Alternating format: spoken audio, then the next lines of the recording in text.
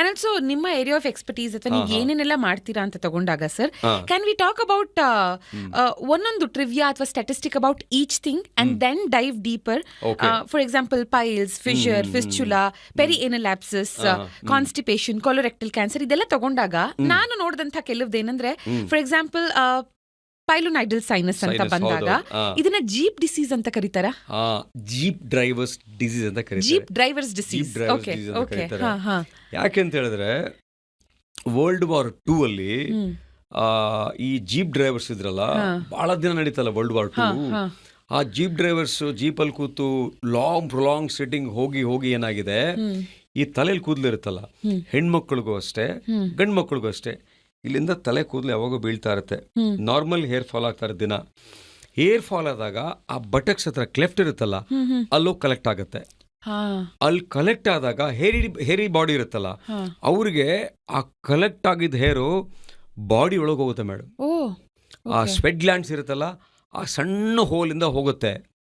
ಅದು ಯಾಕೆ ಹೋಗುತ್ತೆ, ಹೇಗೆ ಹೋಗುತ್ತೆ, ಇವತ್ತಿಗೂ ಗೊತ್ತಿಲ್ಲ. ನಾವು ಆಪರೇಟ್ ಮಾಡಿದಾಗ ಎಲ್ಲ ಅನ್ಕೊಂಡಿದ್ರು ಇಲ್ಲಿರೋ ಹೇರ್ಸ್ ಒಳಗೋಗುತ್ತೆ ಅಂತ ಅಂತಿದ್ರು. ಅಲ್ಲಿರೋ ಹೇರ್ಸು ಬಹಳ ಹೊತ್ತು ಕೂತು ಡ್ರೈವರ್ಗೆ ಅಲ್ಲಿ ಹೋಗಿದೆ ಅಂತ. ಆಮೇಲೆ ಒಂದಿನ ಆಪರೇಟ್ ಮಾಡ್ಬೇಕಾದ್ರೆ ಏನಾಯ್ತು, ಒಂದು ಹೆಣ್ಮಗಳಲ್ಲಿ ಆಪರೇಟ್ ಮಾಡ್ಬೇಕಾದ್ರೆ ಇಟಾಲಿಲಿ ಒಂದು ಸರ್ಜನ್ಗೆ ದೊಡ್ಡ ಕೂದಲು ಸಿಕ್ತು, ಇಷ್ಟುದ ಕೂದಲು. ಅವಾಗ ಯೋಚನೆ ಮಾಡಿದ್ರು ಎಲ್ಲಿಂದ ಬಂತು ಕೂದಲಿದು ಅಂತ.